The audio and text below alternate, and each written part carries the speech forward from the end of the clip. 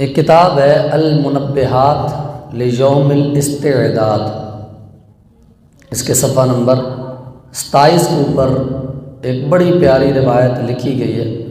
آج ہم انشاءاللہ صرف وہی روایت سننے کی سعادت حاصل کریں گے،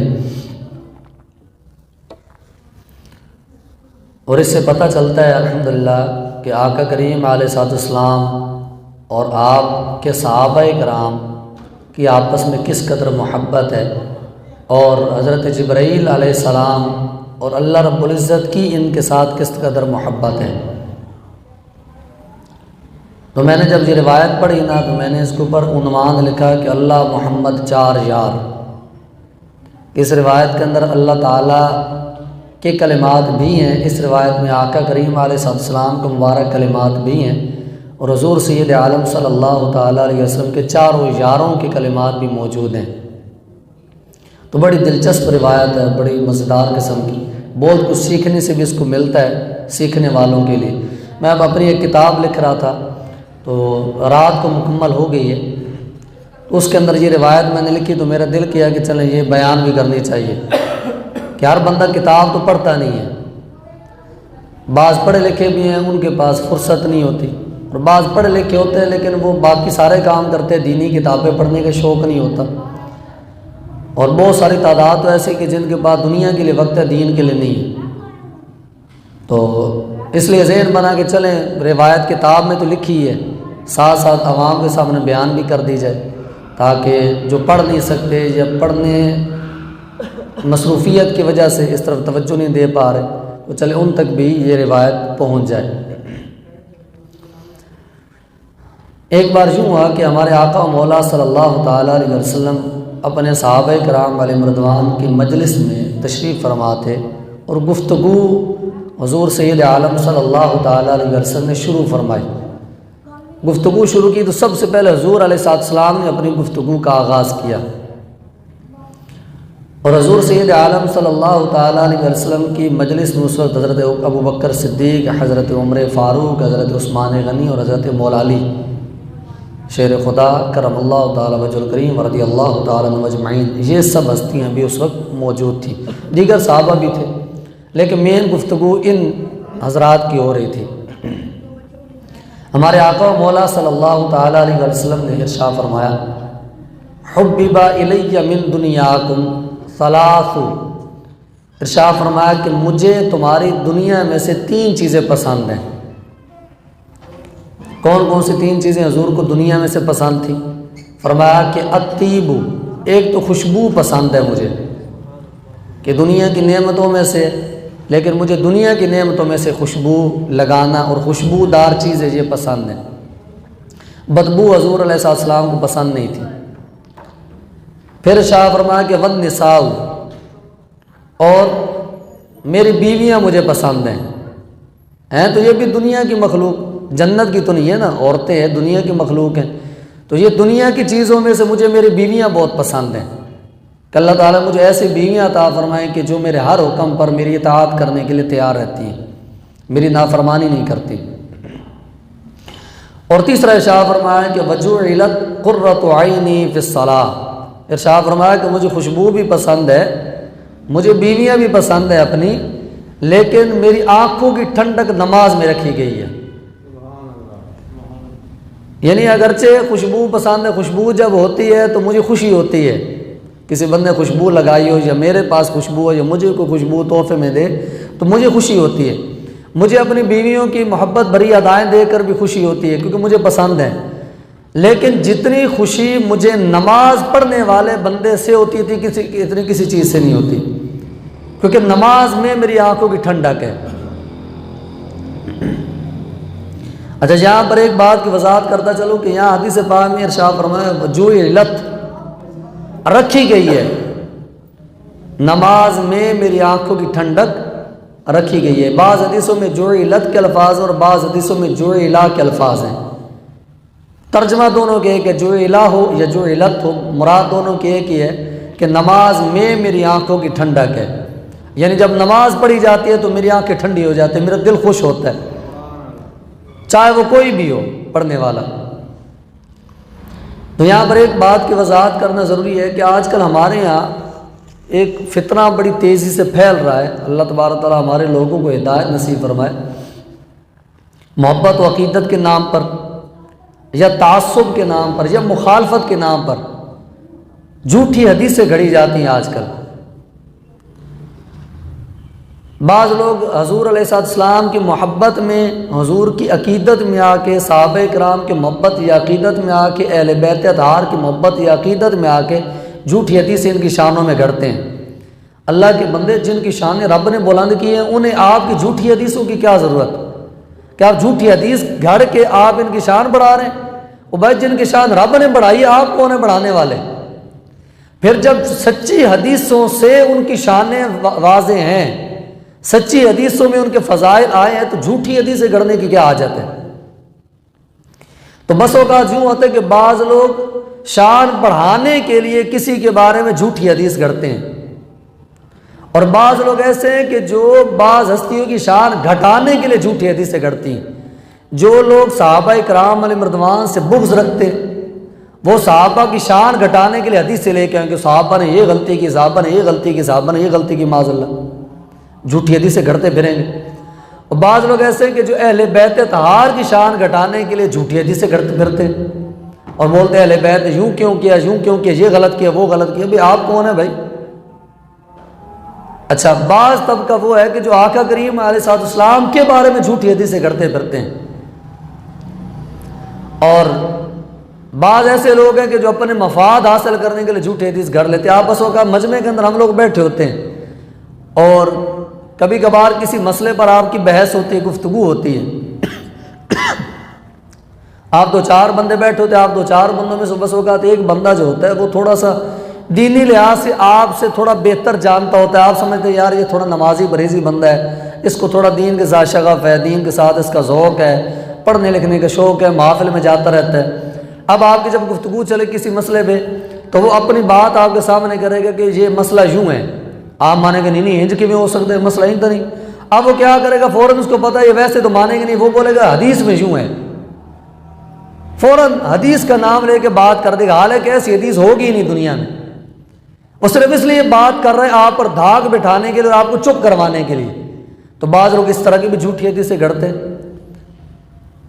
اب جیسے ربیع الاول کا مہینہ آتا ہے نا، تو ہمارے یہاں میسیجز چلنا شروع ہو جاتے ہیں، پوسٹیں چلنا شروع ہو جاتی ہیں ربیع الاول اور رمضان کے مہینے کے حوالے سے بالخصوص۔ یہ دو مہینے جیسے شروع ہوتے تو ان کے مہینوں کے شروع ہونے سے پہلے میسیج چلنا شروع ہو جاتے ہیں کہ جناب جس نے ربیع الاول کی یا رمضان کی سب سے پہلے مبارک دی اس پر جنت واجب ہے، حالانکہ جھوٹی حدیث ہے۔ ایسا رسول اللہ کا کوئی بھی فرمان نہیں ہے، نہ ربیع الاول کے بارے میں اور نہ ہی رمضان کے بارے میں کوئی ایسی حدیث نہیں ہے۔ جو یہ گھڑتے پھرتے ہیں، جھوٹ بول رہے ہیں، رسول اللہ پر تہمت لگا رہے ہیں۔ اور ہمارے آقا کریم علیہ السلام نے ارشاد فرمایا من کذب علی متعمدا فلیتبوأ مقعدہ من النار۔ ارشاد فرمایا کہ جو بندہ میری طرف کو جھوٹی بات منسوب کرے، وہ بات میری طرف منسوب کرے کہ جو بات میں نے نہیں کی، تو فرمایا کہ اسے چاہیے کہ اپنا ٹھکانہ جہنم میں بنا لے، یہ جہنم میں جانے کا مستحق ہے۔ کہ مجھ پر جھوٹ بول رہا ہے، شرم نہیں آتی کہ اپنے نبی پر جھوٹ باندھتے ہوئے اسے حیا نہیں آ رہی؟ جس نبی کا کلمہ پڑھا ہے اس کے بارے میں جھوٹی بات کر رہا ہے۔ چلے آپ بندوں کے بارے میں جھوٹ بولے پھر بھی ایک سمجھ میں آتا ہے، حالانکہ ہے تو یہ بھی غلط، لیکن اتنی بڑی جرت اور اتنی بے باکی اور معاذ اللہ اتنا جری شخص ہے کہ رسول اللہ پر جھوٹ باندھ رہا ہے، اس سے بڑا بدبخت کون ہوگا معاذ اللہ؟ تو ایسا شخص تو جہنم کا مستحق ہے کہ جو جھوٹی حدیث سے گھڑتا پھرتا ہے۔ تو ایک طبقہ تو ہمارے یہاں ایسا ہے کہ جو معاذ اللہ جھوٹی حدیث سے گھڑتے پھرتے ہیں، کبھی صحابہ کی شان میں، کبھی اہل بیت کی شان میں، کبھی آقا کریم علیہ السلام کی شان و عظمت میں۔ اور ایک طبقہ وہ ہے کہ جو بغض کی وجہ سے جھوٹی حدیث سے گھڑتے ہیں، کبھی صحابہ کے خلاف جھوٹی حدیث سے گھڑ رہے ہیں، کبھی اہل بیت کے خلاف جھوٹی حدیث سے گھڑ رہے ہیں، کبھی اولیاء کرام کے خلاف گھڑ رہے ہیں، کبھی انبیاء کرام کے خلاف جھوٹی حدیث سے گھڑ رہے ہیں۔ تو جھوٹی حدیث سے گھڑنے کا ایک معاملہ بھی ہے۔ اس کے علاوہ ایک طبقہ وہ ہے کہ جو جھوٹی حدیث سے تو نہیں گھڑتے، حدیث سچی بیان کرتے ہیں، لیکن ان سچی حدیثوں کا مطلب غلط بیان کرتے ہیں۔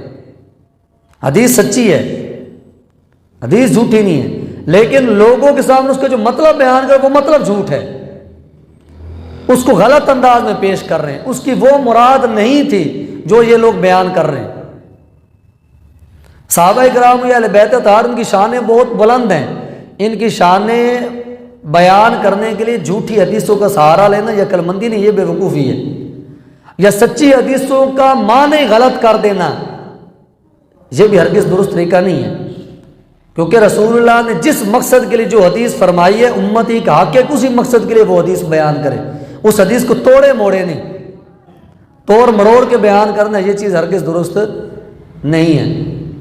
تو یہ حدیث پاک جو جس کے اندر آقا کریم علیہ السلام نے ارشاد فرمایا کہ مجھے تمہاری دنیا میں سے 3 چیزیں پسند ہیں. ایک تو خوشبو لگانا پسند ہے، دوسرا ارشاد فرمایا کہ مجھے اپنی بیویاں پسند ہیں، اور تیسرا فرمایا کہ جعلت قرۃ عینی فی الصلاۃ، کہ نماز میں میری آنکھوں کی ٹھنڈک رکھی گئی ہے.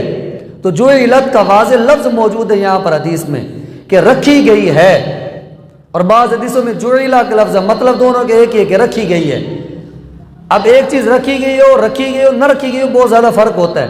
بعض لوگوں نے کیا کیا کہ سیدہ فاطمہ الزہرا رضی اللہ تعالیٰ عنہ کی شان بیان کرنے کے لیے اس حدیث کا غلط سہارا لیا. سیدہ فاطمہ کی شان بہت بلند ہے، وہ تو تمام جنتی عورتوں کی سردار ہیں. ان کی شان آپ کے بیان کرنے سے تھوڑی پڑے گی جن کی شان رب نے بڑھائی ہوئی ہے. آپ کون ہیں ان کی شان بڑھانے کے لیے جھوٹی حدیثیں گڑھنے والے؟ تو اب بعض لوگوں نے کیا کیا، میں نے ایک علامہ صاحب سے حدیث سنی، وہ کہہ رہے تھے کہ یہ جعلت قرۃ عینی فی الصلاۃ کہتے ہیں کہ اس کا مطلب یہ نہیں ہے کہ نماز میں میری آنکھوں کی ٹھنڈک ہے. حالانکہ حضور تو یہ فرما رہے کہ نماز میں میری آنکھوں کی ٹھنڈک ہے. وہ کہہ رہے ہیں جی اس کا مطلب یہ ہے کہ حضور سیدہ فاطمہ گھر میں تشریف لائے تو سیدہ فاطمہ کو دیکھا کہ وہ نماز پڑھی ہیں، تو حضور نے فرمایا کہ میری آنکھوں کی ٹھنڈک نماز میں ہے. حالانکہ حضور نے فرمایا کہ نماز میں میری آنکھوں کی ٹھنڈک ہے. نماز میں میری آنکھوں کی ٹھنڈک ہے اور آنکھوں کی ٹھنڈک نماز میں، جملہ الٹ کر دیا نا. حضور نے نماز پہلے فرمایا، ٹھنڈک بعد میں فرمایا. ٹھنڈک پہلے کہہ رہا، نماز بعد میں کہہ رہا. حدیث کا مفہوم ہی الٹ کر دیا. حالانکہ رسول اللہ صلی اللہ تعالی وسلم فرما رہے ہیں کہ جعلت قرۃ عینی فی الصلاۃ، نماز میں میری آنکھوں کی ٹھنڈک رکھی گئی ہے. کیا سیدہ فاطمہ کو رکھا گیا کسی جگہ؟ رکھا تو نہیں گیا، کوئی رکھنے کی چیز تو نہیں ہے. رکھا تو یہ میں نے رکھ دیا، یہ موبائل رکھ دیا، یہ اسپیکر رکھ دیا، یہ رکھا ہے نا. کیا سیدہ فاطمہ کو رکھنے کی چیز ہے؟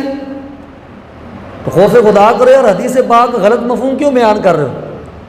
ان کی شانیں بہت بلند ہیں، ان کی شانیں بیان کرنے کے لیے جھوٹی حدیثیں گھڑنے کی حاجت نہیں ہے. ان کی شان اس قدر بلند و بالا ہے کہ روز قیامت جب سیدہ فاطمہ الزہرا رضی اللہ تعالیٰ عنہ آپ جب پل صراط سے گزرنے لگے گی تو آواز لگائی جائے گی کہ اے اہل محشر تمام کے تمام اپنی نظریں جھکا لو کہ سیدہ فاطمہ کی سواری گزر رہی ہے. کہ روز معاشر تمام انسان جتنے بھی ہیں سب کے سب کو حکم ہوگا کہ اپنی آنکھیں جھکا لیں کہ سیدہ فاطمہ کی سواری گزرے. جس سیدہ فاطمہ کی سواری کی طرف دیکھنے کی مردوں کو اجازت نہیں ہے، اس سیدہ فاطمہ کی طرف دیکھنے کی اجازت کس کو ہوگی؟ اور جس سیدہ فاطمہ کی طرف دیکھنے کی اجازت نہیں، اس سیدہ فاطمہ کا مقام کتنا بڑا ہے. تو کیا اتنی بڑی ہستی کا مقام بیان کرنے کے لیے جھوٹی حدیثیں بیان کرنے کی کوئی حاجت ہے؟ یا صحیح حدیثوں کا غلط مفہوم بیان کرنے کی کچھ حاجت تھی؟ ہرگز حاجت نہیں. ان کی شانیں تو پہلے ہی بہت بلند ہے، جن کی شانیں رب نے بڑھائی ہیں.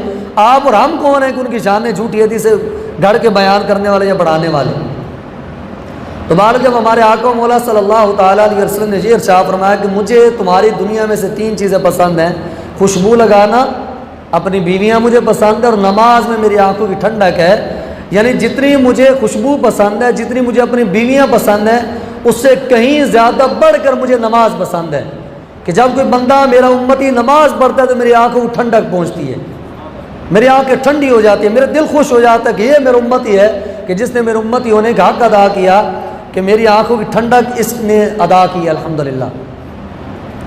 تو جب ہمارے آقا مولا صلی اللہ تعالیٰ وسلم نے یہ ارشاد فرمایا تو اسی مجلس کے اندر حضرت سیدنا ابوبکر صدیق رضی اللہ تعالیٰ نے بھی موجود تھے.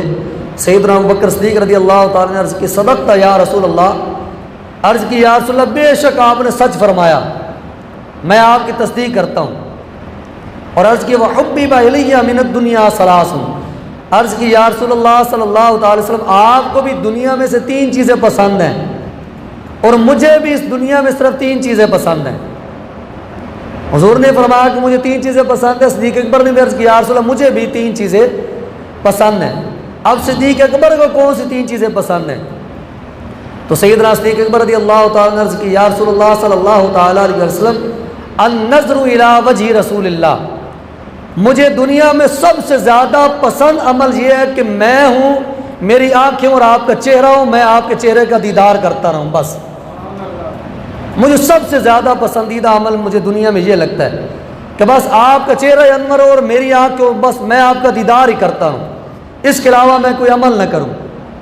تو عرض کی سب سے زیادہ پسندیدہ عمل مجھے دنیا کے اندر یہ ہے۔ دوسرا عمل کیا ہے؟ عرض کی وَإِنْفَاقُ مَالِي عَلَىٰ رسول اللہ، عرض کی یا رسول اللہ صلی اللہ علیہ وسلم اس کے بعد میرے لیے جو سب سے زیادہ پسندیدہ عمل دنیا کے اندر ہے وہ یہ ہے کہ میں اپنا سارا مال آپ پہ لوٹاتا رہوں۔ اور تیسری عرض کی وَأَنْ يَكُونَ ابْنَتِي تحت رسول اللہ صلی اللہ تعالیٰ علیہ وسلم، تیسری عرض کی یا رسول اللہ صلی اللہ علیہ وسلم تیسری مجھے سب سے زیادہ پسندیدہ چیز یہ ہے کہ میری بیٹی آپ کے نکاح میں ہو، اور اللہ تعالیٰ کے فضل و کرم سے میری بیٹی آپ کے نکاح میں ہے، تو یہ میرے لیے سب سے زیادہ پسندیدہ عمل ہے۔ سید عائشہ صدیقہ رضی اللہ تعالیٰ آقا کریم علیہ السلام کے نکاح میں تھی نا، آقا کریم علیہ السلام کی زوجہ پاک تھی۔ صدیق اکبر رضی اللہ تعالیٰ عنہ آقا کریم علیہ السلام کے سسر تھے۔ تو صدیق اکبر رضی اللہ تعالیٰ نے تین چیزیں عرض کی کہ یا رسول اللہ مجھے اس دنیا کے اندر تین چیزیں سب سے زیادہ پسند ہیں، ایک تو یہ کہ میں ہر وقت آپ کا چہرہ دیکھتا رہوں، یہ مجھے سب سے زیادہ پسند ہے۔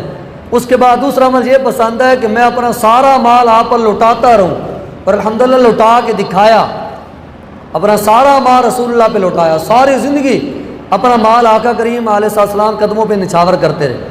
اور تیسرا یہ کہ میری بیٹی آپ کے نکاح میں رب تعالیٰ نے مجھے تینوں سعادت عطا فرمائی کہ میں آپ کے چہرے کا دیدار بھی کرتا رہتا ہوں اور اپنا مال بھی آپ پر قربان کرتا رہتا ہوں، اور میری بیٹی بھی آپ کے نکاح میں رب تعالیٰ نے تینوں چیزیں قبول فرما لیں۔ اب جب سیدنا صدیق اکبر رضی اللہ تعالیٰ نے یہ عرض کی تو حضرت سیدنا عمر فاروق اعظم رضی اللہ تعالیٰ بھی مجلس کے اندر موجود تھے۔ سیدنا عمر فاروق اعظم رضی اللہ تعالیٰ نے عرض کی صدقت یا ابا بکر، اے ابو بکر صدیق تم نے بے شک سچ فرمایا، وحبب الی من الدنیا ثلاث، عرض کی کہ مجھے بھی اس دنیا میں سے تین چیزیں پسند ہیں۔ سبحان اللہ، کتنا پیارا انداز۔ ہمارے آقا بھی فرماتے مجھے تین چیزیں پسند ہیں، صدیق اکبر بھی فرماتے مجھے تین چیزیں پسند ہیں، حضرت عمر بھی فرماتے مجھے تین چیزیں پسند ہیں۔ اب حضرت عمر کون سی تین چیزیں پسند ہیں؟ سیدنا عمر فاروق اعظم رضی اللہ تعالیٰ فرماتے ہیں کہ الامر بالمعروف، ایک تو مجھے سب سے زیادہ پسند عمل یہ ہے کہ میں لوگوں کو نیکی کا حکم دیتا رہوں، جب دیکھو لوگوں کو بولوں کہ لوگوں یہ نیک کام کرو، یہ نیک کام کرو، نیکی کی طرف بلاتا رہوں، بس اس کے علاوہ میرا کوئی کام نہ ہو۔ اور دوسرا عرض کی کہ والنہی عن المنکر، اور دوسرا مجھے سب سے زیادہ پسندیدہ میرا عمل دنیا میں یہ ہے کہ میں لوگوں کو برائی کے کاموں سے منع کرتا رہوں، نیکی کے کاموں کی طرف بلاتا رہوں اور برے کاموں سے میں لوگوں کو روکتا رہوں۔ اور تیسرا عرض کیا والصوم الخلق، عرض کی کہ مجھے پرانے کپڑے پہننا سب سے زیادہ پسند ہے۔ نئے کپڑے تو ہیں ہی صحیح، نئے کپڑے پہننے کا لوگوں کو بڑا شوق ہوتا ہے، لیکن مجھے نئے کپڑے پہننے کا شوق نہیں، مجھے دنیا کے اندر یہ شوق ہے کہ میرے جسم پر جب بھی لوگ دیکھیں تو پرانا لباس دیکھیں۔ تو یہ سیدنا عمر فاروق اعظم رضی اللہ تعالیٰ کی تین پسندیدہ چیزیں تھیں۔ جب سیدنا عمر رضی اللہ تعالیٰ نے یہ تین چیزیں عرض کی تو حضرت سیدنا عثمان غنی رضی اللہ تعالیٰ بھی مجلس کے اندر موجود تھے۔ سیدنا عثمان غنی رضی اللہ تعالیٰ نے عرض کی صدقت یا عمر، اے عمر آپ نے سچ فرمایا، وحبب الی من الدنیا ثلاث، عرض کی مجھے بھی دنیا میں سے تین چیزیں پسند ہیں۔ ہمارے آقا کو بھی تین چیزیں پسند، صدیق اکبر کو بھی تین چیزیں پسند، حضرت عمر کو بھی تین چیزیں پسند، اور حضرت عثمان بھی کہتے ہیں کہ مجھے بھی دنیا میں تین چیزیں پسند ہیں۔ اب سیدنا عثمان غنی رضی اللہ تعالیٰ کو تین چیزیں کون سی پسند ہیں؟ عرض کرتے ہیں کہ اشباع الجیعان، ایک تو مجھے سب سے زیادہ پسندیدہ دنیا کے اندر عمل یہ ہے کہ میں بھوکے لوگوں کا پیٹ بھرتا رہوں، یعنی مجھے غریبوں کو کھانا کھلانے کا سب سے زیادہ شوق ہے۔ میں چاہتا ہوں کہ میں اور غریبوں کے پیٹ ہوں، میں بس کھانا کھلاتا رہوں، دن رات ان کو سیر کرتا رہوں۔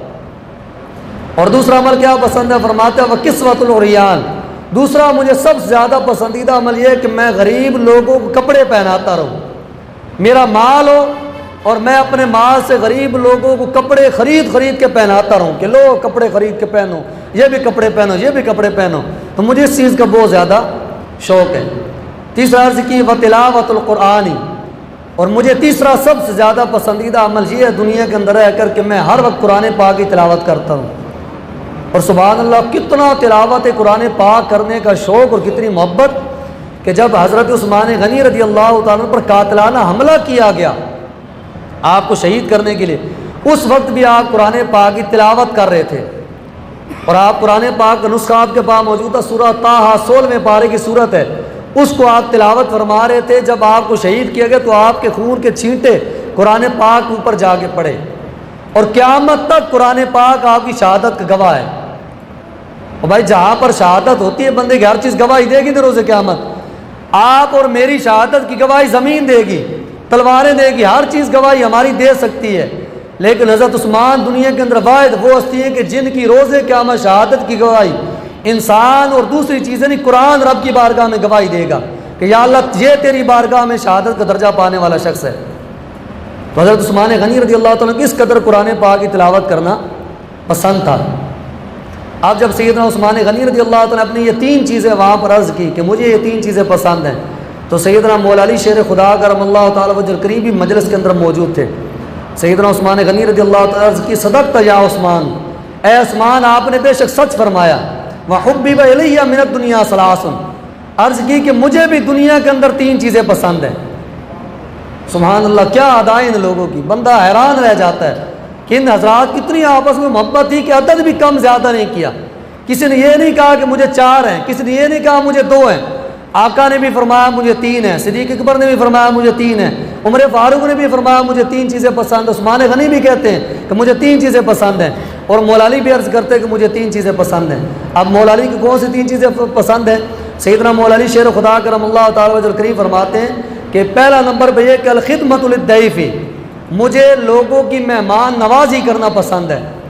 میں چاہتا ہوں کہ میرے پاس مہمان آتے رہیں، میں مہمانوں کی مہمان نوازی کرتا رہوں.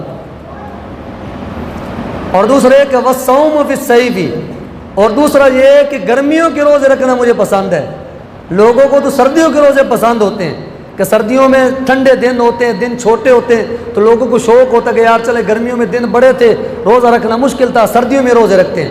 تو عام لوگوں کو سردیوں کے روزے پسند ہے، لیکن یا رسول اللہ مجھے گرمیوں کے روزے رکھنے بہت پسند ہے کہ ان کے اندر مشقت زیادہ ہے، اور جس عمل میں مشقت زیادہ ہوتی ہے وہ عمل رب تعالیٰ کی بارگاہ میں پسندیدہ بھی زیادہ ہوتا ہے. تو دوسرا عمل یہ عرض کیا.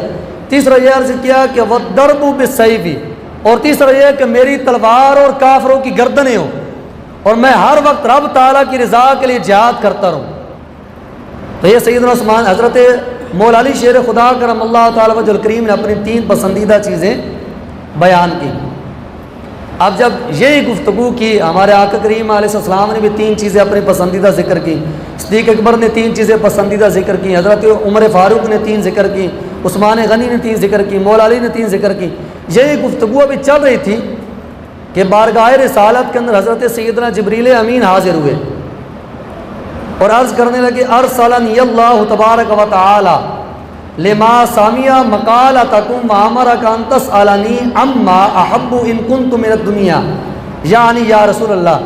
حضرت سیدنا جبریل امین رضی اللہ تعالیٰ عنہ آقا کریم علیہ السلام کی بارگاہ میں حاضر و کر عرض کرتے ہیں کہ یا رسول اللہ صلی اللہ تعالیٰ علیہ وسلم، مجھے رب تعالیٰ نے آپ کی مجلس میں بھیجا ہے، اور رب تعالیٰ آپ حضرات کی یہ گفتگو سن رہا ہے، اور اللہ رب العزت نے مجھے حکم دے کر بھیجا ہے کہ اے جبریل جاؤ اور میرے آقا کی بارگاہ میں عرض کرو کہ ما تحب ان کنت من اہل دنیا، میرے آقا کی بارگاہ میں عرض کرو کہ اگر اے جبریل تم دنیا کے انسانوں میں سے ہوتے تو تمہیں کیا چیز پسند ہوتی.